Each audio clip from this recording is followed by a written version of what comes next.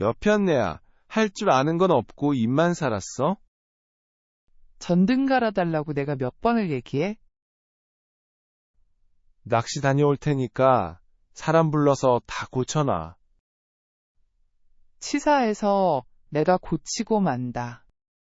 도배, 전등, 스위치 내가 다 고친다. 어휴, 개고생. 내가 개고생해가며 다 해냈어요. 내가 다 고쳤다니깐 왜 안 믿어? 남은 돈으로 백화점 다녀올 테니 밥 알아서 먹어. 맹탕 소리 들어왔던 내가 어떻게 바꾸었을까요? 안방 천장의 형광등이 다시 지지직 소리를 내며 비명을 지른다. 그 소리는 단순한 기계음이 아니었다. 예순둘 순자의 귓가를 날카롭게 긁어대는, 마치 참을 만큼 참았으니 이제는 나를 좀 버려달라는 낡은 가전의 마지막 절규 같았다. 순자는 콧등에 걸린 돋보기를 고쳤으며 낡은 가계부 위로 시선을 떨어뜨렸지만 숫자들이 파도처럼 출렁였다. 전등이 1초에 3번씩 깜빡일 때마다 순자의 눈동자도 함께 떨렸다. 아이고, 저놈의 전구. 이제는 정말 한계구먼. 순자는 가계부를 탁 덮었다. 지난달부터, 아니 정확히는 3달 전부터 남편에게 저 전등 좀 갈아달라고 사정했다. 처음엔 부드럽게 그 다음엔 애원하듯 나중에는 짜증을 섞어 말했지만 돌아오는 대답은 늘 똑같았다. 거실에서 들려오는 TV 소리와 남편의 무심한 코골이. 혹은 나중에 해준다고 했잖아. 당신은 왜 그렇게 사람을 볶아대? 라는 날선 호통뿐이었다. 손자는 거실 쪽을 흘끗 바라보았다. 남편은 소파에 대자로 누워 골프 채널을 보고 있었다. 화면 속 초록색 필드를 바라보는 그의 눈은 생기가 넘쳤지만 아내가 불편해하는 안방의 어둠에는 지독히도 무관심했다. 남편의 손은 골프채를 닦을 때 세상 어느 장인보다 섬세했다. 전용 수건으로 헤드를 닦고 광택을 내며 만족스러운 미소를 짓던 그 손. 하지만 그 손이 안방 문턱을 넘어 전구 하나를 갈아 끼우는 데는 천근만근의 무게가 실리는 모양이었다. 여보, 저 전등 말이야. 이제 진짜 눈이 아파서 아무것도 못하겠어. 가계부 한 줄 적는 것도 고역이라니까. 오늘 낚시 가기 전에 잠깐만 봐주면 안 될까? 순자가 큰맘 먹고 거실로 나가 말을 건넸다. 최대한 저자세였다. 남편은 리모컨을 쥔 손에 힘을 주며 눈길조차 주지 않았다. 아이고 참, 나 오늘 낚시동호회에서 중요한 정기 출조 있는 거 몰라? 허리가 안 좋아서 파스 붙이고 있는 사람한테 그게 할 소리야? 당신은 사람이 왜 그렇게 이기적이야? 이기적이라니. 내가 석 달을 기다렸잖아. 당신 낚시 도구 챙기는 시간 10분만 아껴도 저건 갈았겠다. 순자의 목소리가 떨렸다. 억울함이 목끝까지 차올랐다. 남편은 그제야 TV를 끄고 소파에서 일어나 순자를 매섭게 노려보았다. 당신 말 다 했어? 그깟 전등 하나 가지고 아침부터 사람 기를 죽여? 여자들은 왜 그래? 그렇게 답답하면 사람을 불러. 사람 부르면 5분이면 될 걸 가지고 왜 자꾸 나를 들들 볶느냐고. 당신이 그러니까 집구석 옆편네 소리 듣는 거야.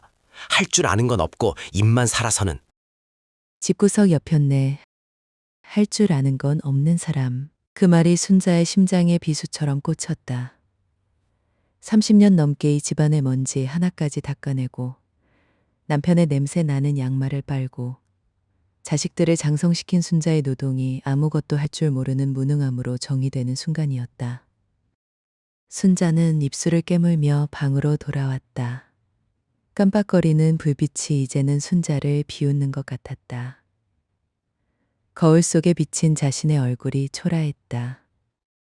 흰머리가 희끗희끗한 62의 노파. 남편 없이는 전등 하나 갈지 못해 어둠 속에서 쩔쩔매는 무능한 존재. 잠시 후 현관문이 쾅 소리를 내며 닫혔다. 남편이 낚시 가방을 메고 나간 것이다. 일주일간의 대여 낚시 여행. 그는 나가기 전 식탁 위에 5만원권 8장, 40만원을 툭 던져 놓았다. 자, 여기 40만 원이다. 이번엔 진짜 사람 불러서 저 전등이랑 스위치랑 싹 갈아놔.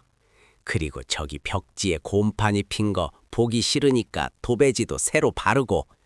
내가 여행 갔다 왔을 때도 집구석이 이 모양이면 진짜 화낼 줄 알아. 알았어? 남편의 말투에는 돈이면 다 된다는 오만함과 너 같은 맹탕이 뭘 하겠느냐는 멸시가 섞여 있었다. 순자는 식탁 위에 놓인 돈을 빤히 쳐다보았다. 예전 같으면 이 돈을 들고 동네 전깃집 사장님께 전화를 걸어 사장님, 저희 안방 전등 좀 갈아주세요. 비용은 넉넉히 드릴게요. 라고 굽신거렸을 것이다. 하지만 오늘은 달랐다. 순자의 눈에서 스파크가 튀었다. 천장의 전등보다 더 강렬한 빛이었다. 맹탕? 그래, 내가 이 돈 한 푼도 안 쓰고 직접 다 고쳐버릴 거야. 당신이 준 이 돈, 사람 부리는 인건비가 아니라 내가 흘린 눈물값으로 다 가져버릴 거라고. 순자는 주먹을 꽉 쥐었다. 떨리던 손에 힘이 들어갔다. 그것은 단순히 전등을 갈겠다는 다짐이 아니었다. 지난 30년간 자신을 가두었던 무능이라는 감옥의 벽을 허물겠다는 선전포고였다. 하지만 순자는 창고 구석으로 바로 달려가지 않았다.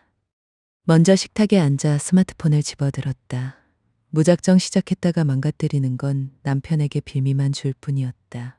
순자의 손가락이 유튜브 검색창을 눌렀다. 유튜브 검색창에 또박또박 입력했다. 전등 혼자 교체하기. 영상이 줄줄이 떴다. 순자는 돋보기를 고쳐 쓰고 재생 버튼을 눌렀다. 먼저 세대 분전함에서 전등 차단기를 내리세요. 그래야 감전 사고를 막을 수 있어요. 감전. 그 단어가 심장을 쿵 건드렸다. 하지만 순자는 영상을 멈추지 않았다. 전등 교체 영상을 3번 돌려보며 옆에 종이를 꺼내 순서를 받아 적었다. 삐뚤빼뚤한 글씨였지만 순자에게는 그 어떤 레시피보다 소중한 메모였다. 석고보드 천장에 나사가 헛돌면 나무 젓가락을 깎아서 구멍에 박아 넣으세요. 그러면 나사가 단단하게 물려요. 영상 속 유튜버가 덤덤하게 말하는 그 비법을 순자는 밑줄까지 그어가며 적어두었다. 다음은 도배 혼자 하기를 검색했다. 도배 영상은 전등보다 훨씬 길었다. 기존 벽지 제거하는 법, 벽면 정리, 풀 바른 벽지 재단, 붙이는 방향, 기포 제거법, 이음매 처리까지. 순자는 2시간 넘게 영상을 보다가 손목이 저려오는 것도 잊었다. 기존 벽지를 완전히 제거한 다음에 새 벽지를 발라야 해요. 반만 뜯고 그 위에 덮으면 나중에 다 들뜨거든요. 그 말을 순자는 3번 밑줄 쳤다. 스위치 교체 영상도 찾아봤다. 스위치는 전선 2가닥만 뽑아서 새 제품에 다시 연결하면 돼요. 전등 교체보다 훨씬 쉬워요. 생각보다 단순한 설명에 순자는 작게 웃음을 터뜨렸다. 영상 속 유튜버들은 하나같이 말했다. 생각보다 어렵지 않아요. 순서만 지키면 누구나 할 수 있어요. 그 말이 순자의 가슴에 뜨겁게 박혔다. 누구나 그 말 속에 자신도 포함된다는 것을 평생 처음으로 실감했다. 자, 그럼 먼저 재료부터 사야겠구먼. 순자는 메모지에 필요한 것들을 목록으로 적었다. LED 평판등 1개, 와이드 스위치 1개, 풀 바른 벽지, 나비나사, 커넥터. 그리고 핸드폰의 지도 앱을 열어 가장 가까운 전기자재 상회와 도배자재점을 검색했다. 순자는 가방을 들고 집을 나섰다. 버스 두 정거장 거리에 있는 전기자재라는 간판의 가게 앞에 서자 잠시 머뭇거렸다. 이런 곳은 늘 남편이 들어가고 순자는 밖에서 기다렸던 곳이었다. 가게 안에는 전선 뭉치와 각종 전기 부품들이 천장까지 가득 쌓여 있었다. 쉰 줄쯤 되어 보이는 사장이 고개를 들었다. 어떻게 오셨어요? 순자는 잠깐 망설이다가 메모지를 꺼내 내밀었다. 저 안방 전등 셀프로 교체하려고요. LED 평판등이랑 와이드 스위치 필요한데요. 사장은 잠시 순자를 훑어보더니 혼자 하실 거예요? 하고 물었다. 예전에 순자였다면 그 시선에 기가 죽었겠지만 오늘은 달랐다. 네, 유튜브 보고 순서 다 공부했어요. 사장의 눈이 조금 부드러워졌다. 어떤 크기 등이에요? 방이 몇 평인지 아세요? 두 사람은 한참 이야기를 나눴다. 사장은 순자의 천장이 석고보드일 테니 나무젓가락 비법을 쓰면 된다고 친절하게 일러주었다. 순자는 속으로 유튜브에서 봤어요라고 생각하며 고개를 끄덕였다. LED 평판 등 32,000원, 와이드 스위치 5,000원, 영수증을 챙겨 가방에 넣었다. 다음은 도배 자재점이었다. 골목 안쪽 한양 도배사라는 허름한 가게에서 순자는 주인 아주머니에게 방 크기를 알려주었다. 풀 바른 벽지로 주세요. 색깔은 연한 회색 계열로요. 온라인으로 주문하면 다음날 배달도 되던데 저는 오늘 바로 쓰고 싶어서요. 아주머니가 방 크기에 맞춰 두꺼운 벽지로를 꺼내왔다. 여기 있어요. 이 풀 발린 거 쓰면 편한데 무거워서 혼자 들기 힘들 수 있어요. 아주머니의 말을 들으며 순자는 배송을 요청하기로 했다. 오늘 오후 배달 가능해요? 네, 3시쯤이면 될 거예요. 벽지 두 롤에 28,000원. 순자는 가게를 나서며 영수증 2장을 가지런히 지갑에 넣었다. 재료비 총 65,000원. 40만 원에서 6만 5천 원을 빼면 33만 5천 원. 그 돈이 순자의 기술료였다. 순자는 발걸음을 재촉해 집으로 돌아갔다. 창고 구석에 처박혀 있던 아들의 낡은 전동 드릴 가방을 꺼냈다. 가방 위에 쌓인 먼지를 훅 풀어내자 쾌쾌한 냄새와 함께 새로운 세상의 냄새가 났다. 두고 봐. 당신이 돌아왔을 때 이 방은 당신이 알던 그 침침한 방이 아닐 테니까. 순자의 본격적인 사흘 간의 전쟁이 시작되는 순간이었다. 남편이 떠난 집안은 적막했다. 평소 같으면 그 정적이 외로움으로 다가왔겠지만 오늘 순자에게는 이 고요함이 마치 거사를 앞둔 장군의 막사처럼 비장하게 느껴졌다. 순자는 거실 한복판에 서서 심호흡을 했다. 할 수 있다, 순자야. 유튜브에서 본 대로만 하면 돼. 메모지를 다시 펼쳤다. 1번 세대분전함, 전등 차단기 내리기. 순자는 신발장 앞으로 향했다. 우리 세대 여자들에게 전기란 무엇이었던가. 그것은 만지면 불벼락이 떨어지는 신의 영역이자 가장인 남편만이 다룰 수 있는 권력의 상징이었다. 남편은 늘 입버릇처럼 말했다. 당신은 기계 근처에도 가지 마. 젓가락만 잘못돼도 온몸이 타 죽는 게 전기야. 죽고 싶으면 마음대로 하고. 그 공포의 가스라이팅은 30년 동안 순자의 손발을 묶어두었다. 하지만 오늘 순자는 그 사슬을 끊기로 했다. 신발장 문을 열자 낡은 등산화와 신지 않는 구두들이 쏟아져 나왔다. 그 먼지 구덩이 뒤에 숨어있던 하얀색 플라스틱 덮개. 이 집의 모든 생명선을 쥐고 있는 심장부였다. 순자는 떨리는 손가락을 덮개 틈새에 집어넣었다. 손끝에 차가운 플라스틱의 감촉이 닿자 소름이 돋았다. 덮개가 열리자 대여섯 개의 작은 스위치들이 모습을 드러냈다. 전등, 전열, 에어컨, 세탁기. 깨알같이 적힌 글씨들이 돋보기를 쓴 순자의 눈에 들어왔다. 순자의 시선은 단박에 전등이라는 두 글자에 꽂혔다. 저 스위치를 아래로 내리면 안방의 그 지긋지긋한 깜빡임도 멈출 것이다. 하지만 동시에 온 집안이 암흑에 잠길지도 모른다는 막연한 두려움이 엄습했다. 유튜브에서 봤잖아. 전등 스위치 하나만 내리면 냉장고랑 다른 전기는 멀쩡하다고 했잖아. 하나, 둘, 셋 하면 내리는 거야. 순자야, 하나, 둘. 순자의 검지손가락이 스위치 위에 머물렀다. 30년 전 시집 오던 날 시어머니가 건네준 무거운 무쇠의 소뚜껑을 처음 잡았을 때보다 더 큰 책임감이 느껴졌다. 만약 이걸 내렸는데 다시 안 올라가면 어떡하지? 만약 전기가 합선돼서 불이라도 나면? 남편의 비웃음 섞인 호통이 귓전을 때리는 듯했다. 거봐, 내가 건드리지 말랬지. 이 맹탕아. 순자는 눈을 질끈 감았다. 남편의 목소리를 지우기 위해 머리를 세차게 흔들었다. 그리고 힘껏 손가락 끝에 체중을 실어 셋. 과 동시에 차단기를 내렸다. 경쾌하면서도 묵직한 마찰음이 복도에 울려 퍼졌다. 순간 거실 천장의 조명이 힘없이 꺼졌다. 낮임에도 불구하고 집안의 활기가 한꺼풀 벗겨진 듯 서늘한 정적이 내려앉았다. 순자는 가만히 서서 귀를 기울였다. 냉장고 돌아가는 소리는 여전했다. 전등 스위치만 내렸으니 냉장고는 살아있는 게 당연했다. 유튜브에서 본 대로였다. 살았다. 불 안 났어. 나 안 죽었어. 순자는 안방으로 달려갔다. 지지직거리며 괴롭히던 전등의 비명소리가 사라져 있었다. 전기를 다스렸다는 기분. 그것은 평생 누군가의 명령에만 따르던 노예가 처음으로 성문을 열고 밖으로 나가는 해방감과 같았다. 순자는 주먹을 불끈 쥐었다.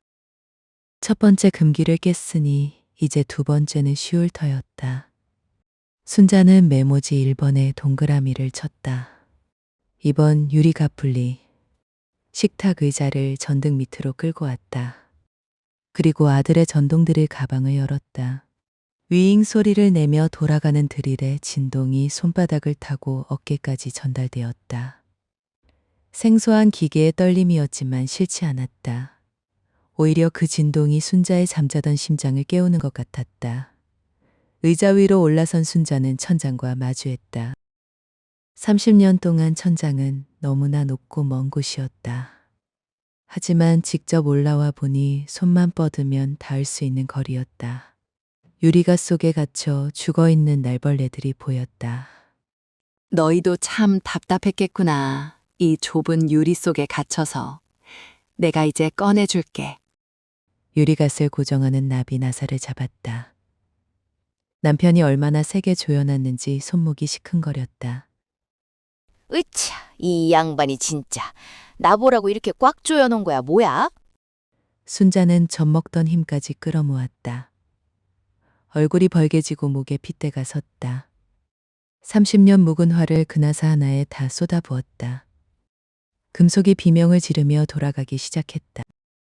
나사가 풀릴 때마다 순자의 가슴속 응어리도 한 바퀴씩 풀려나가는 기분이었다. 마침내 묵직한 유리갓이 순자의 두 손에 내려앉았다. 예상보다 훨씬 무거웠다. 유리갓을 바닥에 내려놓고 의자에서 내려오니 다리가 후들거렸다. 순자는 바닥에 앉아 거친 숨을 몰아쉬었다. 유리갓에서 쏟아진 먼지와 벌레 사체들이 방바닥을 어지럽혔지만 순자는 웃음이 났다. 별거 아니네. 전등 껍데기 벗기는 게 뭐 대수라고 그동안 벌벌 떨었을까? 순자는 땀을 닦으며 메모지 2번에 동그라미를 쳤다. 이제 전등의 속살, 전선을 마주할 시간이었다. 그것은 단순히 전등을 바꾸는 작업이 아니라 순자의 인생을 새로 배선하는 과정의 시작이었다.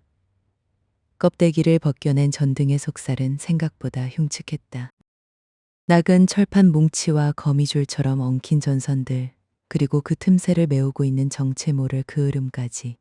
순자는 다시 의자 위로 올라갔다. 이제 천장에서 내려온 전선을 분리해야 한다. 유튜브에서는 하얀색 플라스틱 버튼만 누르면 전선이 쏙 빠진다고 쉽게 말했지만 현실은 달랐다. 30년의 세월 동안 열기에 녹아붙었는지 커넥터는 돌처럼 딱딱했다. 아이고, 이게 왜 안 눌러져? 손가락 부러지겠네. 순자는 엄지손톱이 하얗게 질릴 정도로 힘을 주었다. 팔을 머리 위로 치켜들고 있으니 어깨에 전기가 오는 것처럼 저리챘다. 겨우 버튼을 누르고 전선을 잡아당기는 순간 예상치 못한 복병이 나타났다. 천장 구멍에서 고운 석고 가루와 묵은 먼지가 폭포처럼 쏟아져 내린 것이다. 골록, 아이고, 눈이야. 비릿한 시멘트 냄새와 매캐한 먼지가 순자의 코와 입으로 들어왔다. 눈에 들어간 미세한 가루 때문에 눈을 뜰 수가 없었다. 의자 위에서 균형을 잃고 비틀거리던 순자는 간신히 벽을 짚고 내려왔다. 싱크대로 달려가 수돗물을 틀고 눈을 씻어냈다. 거울 속에 자신을 보니 꼴이 말이 아니었다. 머리에는 하얀 석고 가루가 내려앉아 폭삭 늙은 할머니 같았고 얼굴은 먼지와 눈물이 범벅되어 얼룩덜룩했다. 순자는 일단 전등 작업을 멈추고 마스크와 아들의 선글라스를 찾아왔다. 다음부터는 먼지가 쏟아지기 전에 미리 써야 했다. 유튜브에서 보호 장비 착용 얘기를 그냥 넘긴 게 실수였다. 잠시 안방에 서서 오늘의 순서를 다시 떠올렸다. 전등 작업은 내일 새 LED 등을 설치하면 되고 오늘 오후에는 도배 자재가 도착하기 전에 기존 벽지를 먼저 싹 제거해 두는 게 순서였다. 유튜브에서 분명히 말했다. 기존 벽지를 완전히 뜯어낸 뒤에 새 벽지를 발라야 한다고. 반만 뜯고 그 위에 덮으면 나중에 다 들뜬다고. 자, 벽지 작업 먼저 하자. 순자는 분무기에 물을 가득 채웠다. 내 놈들의 추한 면상을 이제 좀 보자고. 순자는 곰팡이가 핀 벽지를 향해 물을 뿌리기 시작했다. 칙칙 소리가 날 때마다 벽지가 젖어들며 속살을 드러냈다. 벽지 귀퉁이를 손톱으로 긁어 잡았다. 그리고 온 힘을 다해 아래로 잡아당겼다. 마치 짐승의 가죽을 벗기는 듯한 거친 소리가 방 안에 울려 퍼졌다. 30년 묵은 벽지가 뜯겨나가며 그 뒤에 숨겨진 비밀들이 드러나기 시작했다. 순자는 뜯겨나간 벽지 뒤편에서 예상치 못한 것을 발견하고 손을 멈췄다. 에어컨 배관 근처 누렇게 변색된 시멘트 벽 위로 희미한 연필 자국이 보였다. 정수 110cm. 20년 전 초등학교 입학을 앞둔 큰아들의 키를 재며 남편과 웃으며 적어두었던 기록이었다. 그때는 우리에게도 웃음이 있었지. 남편도 지금처럼 독불장군은 아니었는데 세월은 어디서부터 꼬인 걸까? 무엇이 저 사람을 저토록 무뚝뚝하고 오만한 인간으로 만들었을까? 순자는 그 연필 자국 위에 손을 올렸다. 차가운 시멘트 벽의 냉기가 손바닥을 타고 전해졌다. 벽지를 뜯어내는 것은 집을 고치는 일이 아니라 이 집에 쌓인 시간의 겹을 하나씩 벗겨내는 고통스러운 수행이었다. 순자는 눈물을 훔치며 다시 벽지를 잡아당겼다. 잘 가라, 내 젊은 나라. 잘 가라, 그 시절의 순자야. 방 안에는 벽지 찢어지는 소리와 순자의 거친 숨소리만이 가득했다. 2시간이 지나자 사방 벽면의 기존 벽지가 마침내 모두 제거되었다. 바닥에는 뜯어낸 벽지 조각들이 산더미처럼 쌓였다. 순자는 그것들을 봉투에 담아 치우고 벽면을 손으로 쓸어보았다. 울퉁불퉁한 곳은 없는지, 들뜬 시멘트는 없는지 유튜브에서 가르쳐준 대로였다. 이제 준비됐다. 벽지야, 어서 와. 오후 3시가 되자 초인종이 울렸다. 도배 자재점 배달이었다. 벽지 2롤이 담긴 상자는 생각보다 묵직했다. 풀을 머금은 종이가 이렇게 무거울 줄이야. 자, 이제 진짜 시작이다. 정신 똑바로 차려야 해, 순자야. 순자는 유튜브에서 본 대로 줄자를 들고 벽 높이를 쟀다. 2m 30cm, 넉넉하게 5cm를 더해 자르라는 강사의 말을 되새기며 커터칼을 들었다. 칼날이 젖은 종이를 가르는 소리가 경쾌했다. 하지만 정작 문제는 벽지를 벽에 붙이는 일이었다. 풀기가 마르기 전에 붙여야 한다는 압박감에 순자의 손놀림이 급해졌다. 벽지 한 장을 들고 의자 위로 올라갔다. 그런데 이놈의 벽지가 풀 때문에 제멋대로 들러붙고 무거워 자꾸만 아래로 처졌다. 안 돼! 붙지 마! 벽지가 제 몸끼리 엉겨붙자 순자는 비명을 질렀다. 간신히 떼어내 천장 끝에 맞추려니 이번에는 팔이 문제였다. 전등 뗄 때부터 혹사당한 어깨가 비명을 질렀고 손끝은 풀기 때문에 미끄러웠다. 겨우 한쪽 귀퉁이를 붙이고 손바닥으로 슥슥 문질러 내리는데 아뿔싸. 가운데가 볼록하게 솟아올랐다. 기포였다. 아이고, 이를 어째. 다시 떼야 하나? 순자의 얼굴에 당혹감이 서렸다. 그때였다. 초인종 소리가 고요한 집안에 울려 퍼졌다. 누구세요? 나야 나. 앞집 영애했나? 순자는 가슴이 철렁 내려앉았다. 동네 소문 발빠른 영애 엄마라니? 지금 이 꼴을 보이면 당장 내일 아침에 온 동네에 순자 씨네 남편 도망갔나 봐. 순자 씨가 미쳐서 혼자 벽지를 뜯고 있더라고. 하고 소문이 날게 뻔했다. 순자는 급하게 앞치마에 묻은 풀기를 닦아내고 현관문을 살짝 열었다. 어머, 순자 씨 집에 있었네? 문밖까지 풀냄새가 진동을 하길래 무슨 일이 있나 했지. 어머나, 이게 다 뭐야? 영애 엄마는 틈새를 놓치지 않고 거실로 들이닥쳤다. 거실에 펼쳐진 벽지 뭉치와 순자의 헝클어진 머리를 보더니 입을 쩍 벌렸다. 순자 씨, 이거 지금 혼자 하는 거야? 남편분 어디 가셨어? 기사 안 부르고 직접? 순자는 잠시 머뭇거렸다. 창피함이 먼저 앞섰다. 하지만 곧게 펴진 자신의 손등에 묻은 하얀 풀 자국을 보자 묘한 오기가 생겼다. 순자는 도망치듯 숨기려던 태도를 버리고 허리를 꼿꼿이 폈다. 남편이 낚시 출조 간 틈에 내가 직접 해보려고. 사람 부르면 돈도 많이 들고 내 집인데 내 손으로 꾸며보고 싶어서. 세상에, 순자 씨 대단하다. 우리 남편은 형광등 하나 가는 것도 나더러 하라고 소리 지르는데. 아니 이거 무거워서 혼자 어떻게 들어? 내가 밑에서 좀 잡아줄까? 영애 엄마의 눈빛이 무시가 아닌 경외심으로 바뀌는 것을 순자는 놓치지 않았다. 뜻밖의 반응이었다. 평생 아무것도 모르는 아줌마 취급만 받던 두 여자가 안방에 마주섰다. 영애 엄마가 밑에서 벽지 끝을 잡아주자 훨씬 수월했다. 영애 엄마, 거기가 좀 삐뚤어졌지? 살짝만 오른쪽으로. 오케이. 야, 순자 씨, 이거 붙이니까 방이 확 사네. 저 곰팡이 가려지는 거 봐. 속이 다 시원하다. 둘은 한참 동안 수다를 떨며 벽지 붙여나갔다. 혼자 할 때는 그렇게 무겁고 괴롭던 벽지가 누군가의 응원을 받으니 도화지처럼 가벼워졌다. 영애 엄마는 돌아가며 순자의 손을 꼭 잡았다. 순자 씨, 오늘 진짜 멋져 보여. 나도 나중에 우리 집 거실 좀 손보고 싶은데 그때 순자 씨가 나 좀 도와주면 안 될까? 내가 맛있는 거 살게. 영애 엄마가 나가고 난 뒤 순자는 거울 앞에 섰다.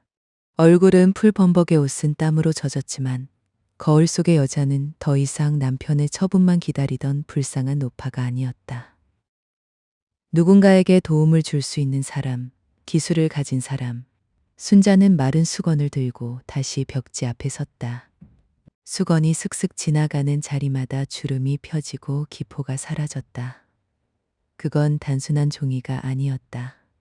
순자가 스스로 선택한 색깔, 순자가 직접 바른 노력, 그리고 다시는 무시당하지 않겠다는 결연한 의지였다. 사방 벽면을 다 마무리하고 나니 어느새 밖은 어두워졌다. 허리는 끊어질 듯 아팠고 무릎은 퉁퉁 부어올랐다. 하지만 순자는 불 꺼진 안방에서 기분 좋은 피로감을 느꼈다. 이제 벽지는 마르면서 팽팽해질 것이다. 내일은 이 환해진 벽 위로 세상에서 가장 밝은 빛을 달 차례였다. 식탁 위에 40만 원을 다시 보았다. 돈의 무게가 아까보다 가볍게 느껴졌다. 이 돈은 이제 구걸한 돈이 아니라 순자가 정당하게 땀 흘려 벌어들일 기술료였다. 순자는 욱신거리는 팔꿈치를 만지며 깊은 잠에 빠져들었다. 꿈속에서 순자는 커다란 전동 드릴을 들고 하늘을 날고 있었다. 작업 이틀째 아침이 밝았다. 순자는 욱신거리는 허리를 두드리며 겨우 몸을 일으켰다. 온몸이 두들겨 맞은 듯 아팠지만 안방벽에 팽팽하게 말라붙은 영그레이빛 벽지를 보니 입가에 미소가 번졌다. 곰팡이 꽃이 피었던 자리는 이제 흔적도 없이 사라졌다. 자, 이제 마지막 곱이다. 순자는 어제 사온 새 LED 평판등 상자를 열었다. 눈이 부실 정도로 하얗고 영롱한 귀염둥이가 모습을 드러냈다. 마스크와 선글라스를 챙겨 쓰고 식탁 의자 위로 올라간 순자의 손에는 전동 드릴이 들려 있었다. 천장에 새로운 전등을 고정할 브라켓이라는 쇠막대기를 박아야 했다. 위잉 드르륵. 드릴의 진동이 어깨뼈를 타고 뇌까지 울리는 것 같았다. 하지만 여기서 예상치 못한 복병이 나타났다. 천장이 석고보드라 나사를 박는 족족 하얀 가루만 쏟아내며 헛도는 것이었다. 아이고, 이를 어째? 왜 안 박히는 거요? 순자는 당황했다. 나사가 헐거워 전등 무게를 견디지 못하고 떨어지기라도 하면 공든 탑이 무너지는 꼴이었다. 순자는 잠시 의자에서 내려와 숨을 골랐다. 포기할까 하는 약한 마음이 고개를 들 때 어제 유튜브에서 본 나무젓가락 비법이 떠올랐다.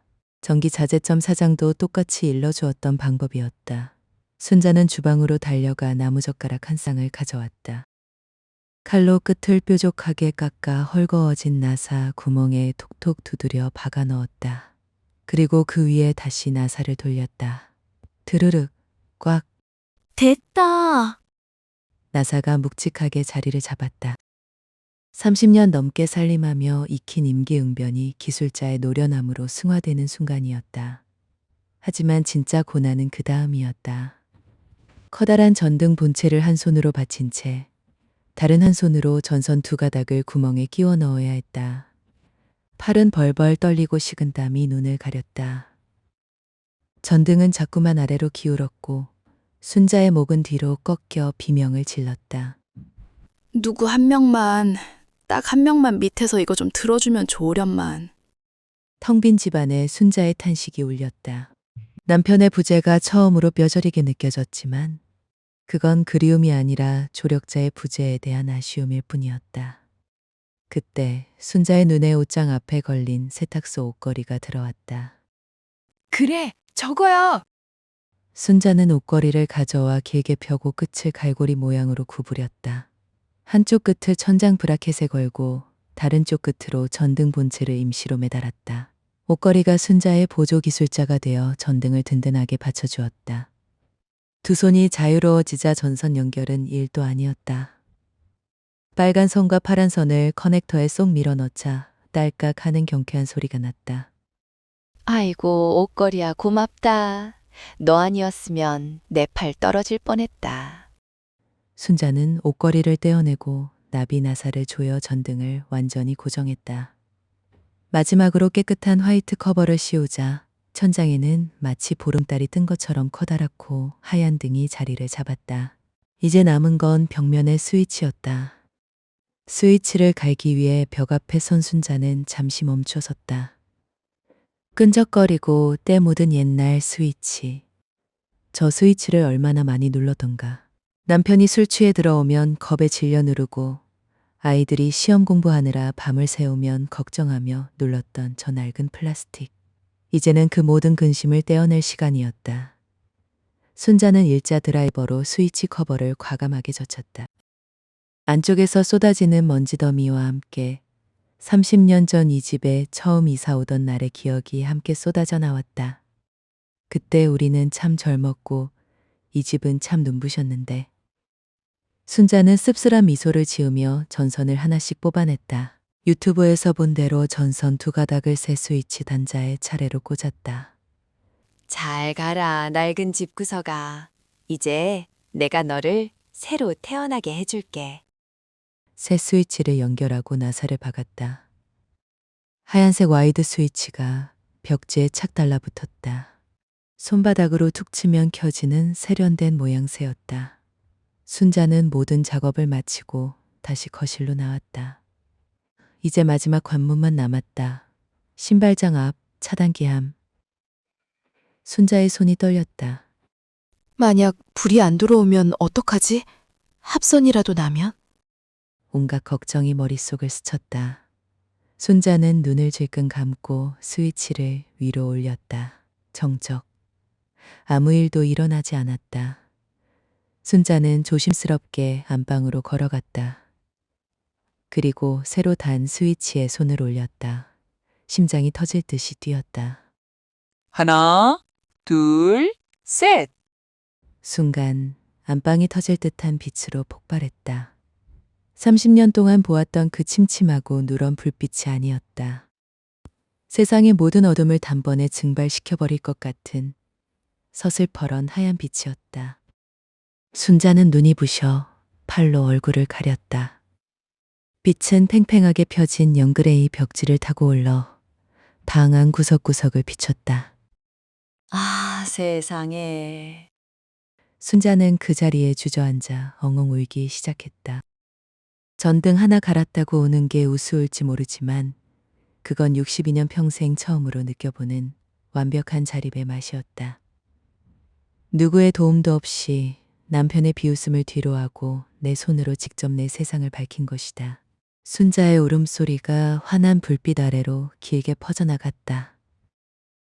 사흘째 되던 날 아침, 순자는 작업 마무리를 점검했다. 벽지 이음매를 손으로 쓸어 확인하고 전등 커버가 반듯하게 고정되었는지 돌아보고 스위치를 서너 번 껐다 켰다 해보았다. 완벽했다. 식탁 위에 영수증을 나란히 펼쳤다.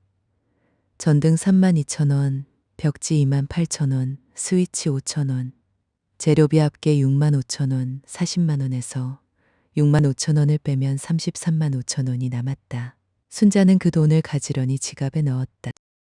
저녁 무렵 마침내 운명의 시간이 다가왔다. 순자는 거실 소파에 앉아 꼿꼿하게 허리를 펴고 현관문을 응시했다.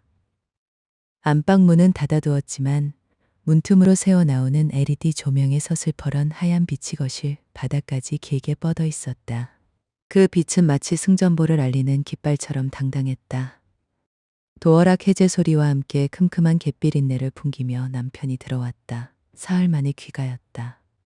함께 간 낚시, 동호회 회원이 사고로 병원에 실려가는 바람에 일행 전체가 일정을 접고 돌아온 것이었다. 낚시 가방을 어깨에 메고 대어를 낚지 못한 듯 잔뜩 찌푸린 얼굴이었다. 남편은 거실에 들어서자마자 짐을 팽개치며 소리쳤다. 어이, 나왔어. 집 구석이 왜 이렇게 조용해? 내가 준 돈으로 사람 불러서 다 고쳐놨어? 어디 봐, 돈값이나 했는지. 남편은 거실 불도 켜지 않은 채 안방으로 성큼성큼 걸어갔다. 순자는 대답 대신 가만히 지켜보았다.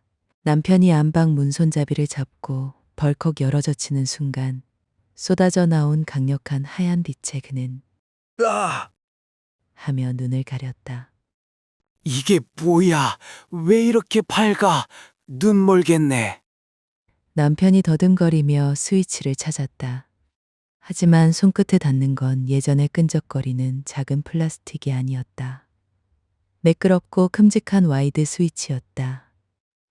딸깍거리는 소리조차 경쾌한 새 스위치를 조작하던 남편의 눈이 휘둥그레졌다.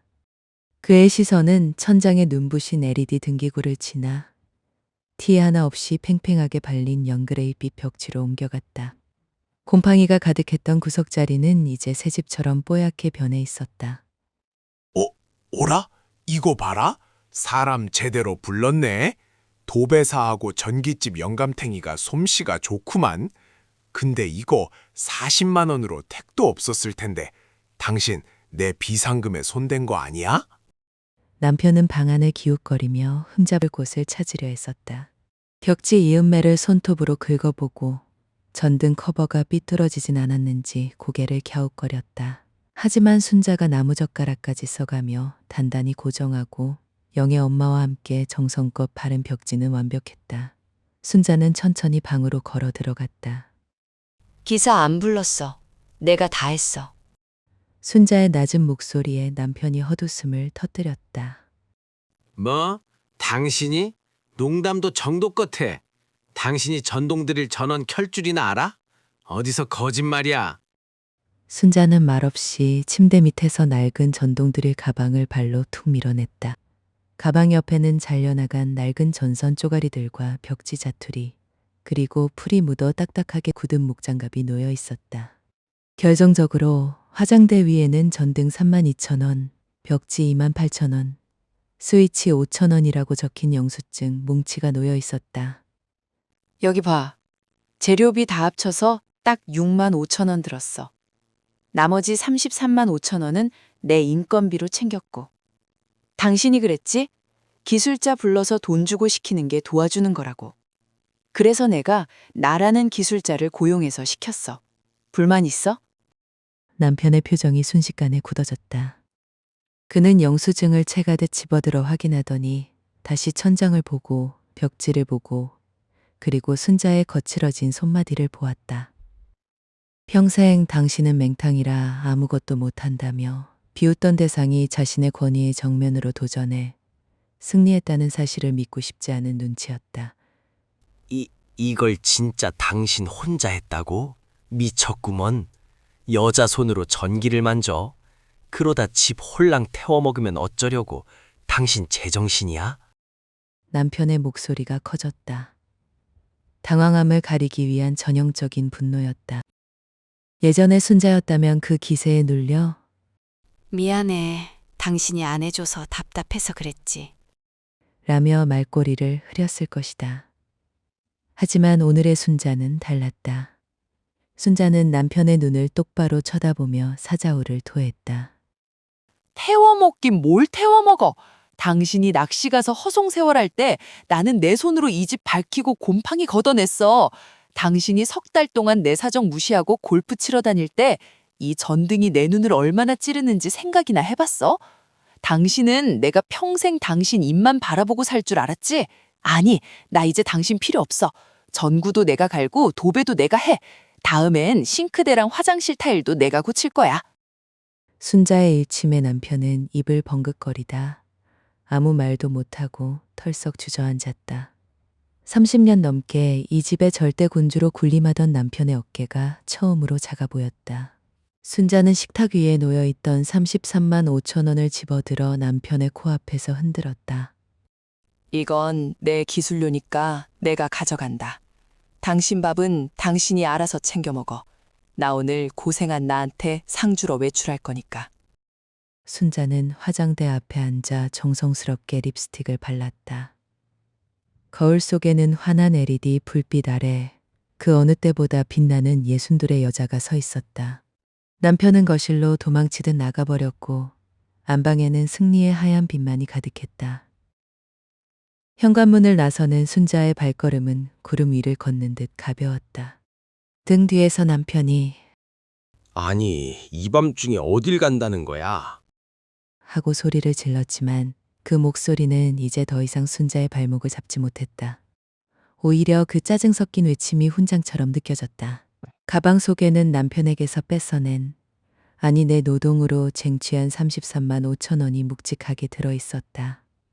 순자가 향한 곳은 동네 대형 백화점이었다. 평소라면 지하 식품관에서 마감 세일하는 나물이나 몇 팩 사서 서둘러 집으로 돌아갔을 곳이다. 하지만 오늘 순자는 에스컬레이터를 타고 곧장 3층 여성 의류 매장으로 향했다.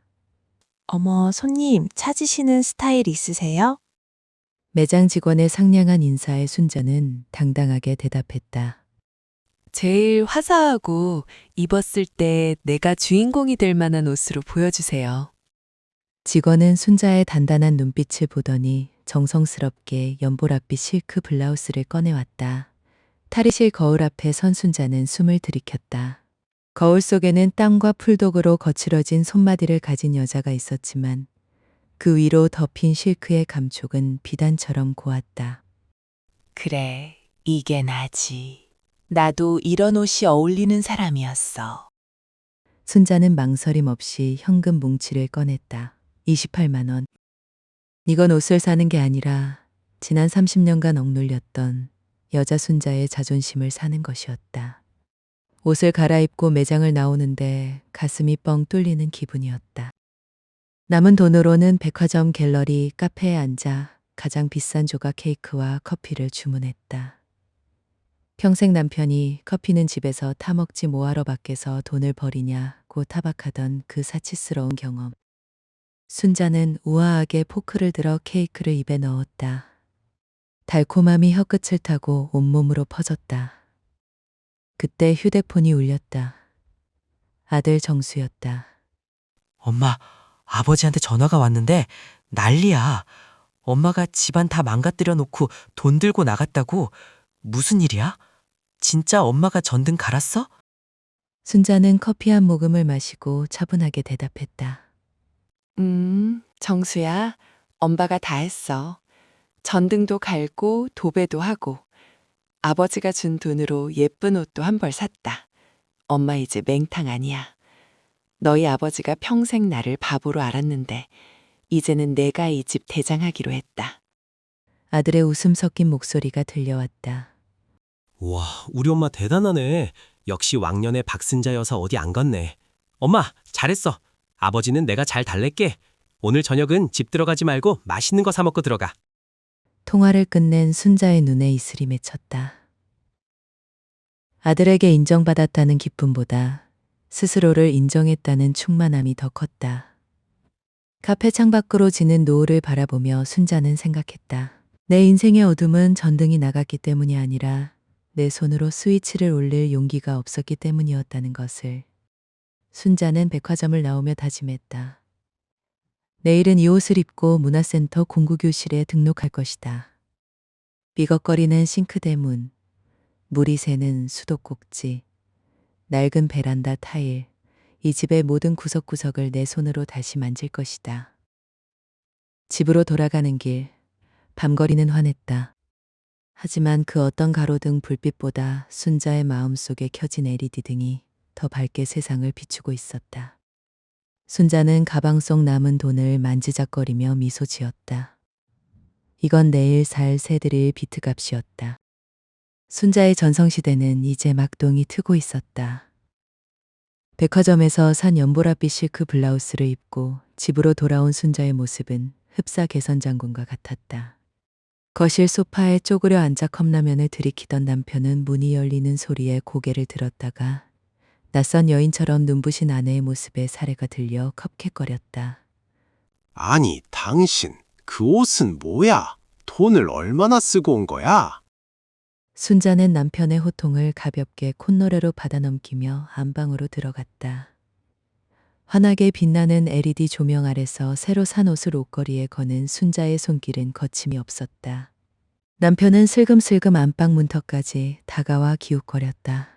평생 자기 손바닥 안에서 파르르 떨던 아내가 이제는 도저히 닿지 않는 높은 곳에 있는 사람처럼 느껴졌는지 남편의 목소리에는 전례 없는 당혹감과 일말의 두려움이 섞여 있었다. 당신, 내일부터 아침은 어떻게 할 거야? 나 내일 친구들이랑 산행 가기로 했는데. 순자는 거울을 보며 화장을 지우다 천천히 뒤를 돌아보았다. 내일부터 당신 밥은 당신이 차려 먹어. 나 내일부터 문화센터 생활공부 교실 등록했어. 그리고 오전엔 영애 엄마네 집 가서 주방 등 갈아주기로 했고 점심은 영애 엄마가 낸다니까 밖에서 먹고 올 거야. 뭐? 당신이 남의 집 전등을 왜 갈아줘? 그게 얼마나 위험한데? 위험하긴? 내가 우리 집 전등 교체한 거 못 봤어? 완벽하잖아. 나보고 맹탕이라고 했지? 영애 엄마는 나더러 박기사래. 당신이 30년 동안 나를 멍청이 취급할 때 남들은 내 가치를 알아보더라고. 남편은 입을 쩍 벌린 채 아무 말도 못했다. 순자는 침대에 누워 불을 끄지 않았다. 환한 하얀 빛이 방 안가득 차올랐다. 예전 같으면 남편이 눈부셔, 불 떠. 라고 소리 지르면 얼른 불을 끄고 어둠 속에 누웠겠지만 오늘은 달랐다. 빛의 주도권은 이제 순자에게 있었다. 다음 날 아침 순자는 일찍 일어나 단정한 작업복 차림으로 가방을 챙겼다. 가방 안에는 새들의 비트와 목장갑 그리고 영애 엄마네 집 수납장을 고쳐줄 작은 경첩들이 들어있었다. 현관문을 나서려는데 남편이 머리를 극적이며 다가왔다. 저기 순자 씨, 저번에 내가 맹탕이라고 한 거 그건 그냥 홧김에 한 소리인 거 알지? 당신 솜씨 보니까 진짜 보통이 아니더라고. 남편의 입에서 처음으로 나온 사과 비슷한 말이었다. 순자는 살짝 미소 지었다. 알아. 근데 그 말 덕분에 내가 드릴을 잡았으니 고맙다고 해야 하나. 당신도 이제 나 무시하지 말고 당신 골프채 닦는 정성으로 자기 밥그릇이나 잘 닦아봐. 순자는 가벼운 발걸음으로 영애 엄마네 집으로 향했다. 배를 누르자마자 기다렸다는 듯 영애 엄마가 문을 열어젖혔다.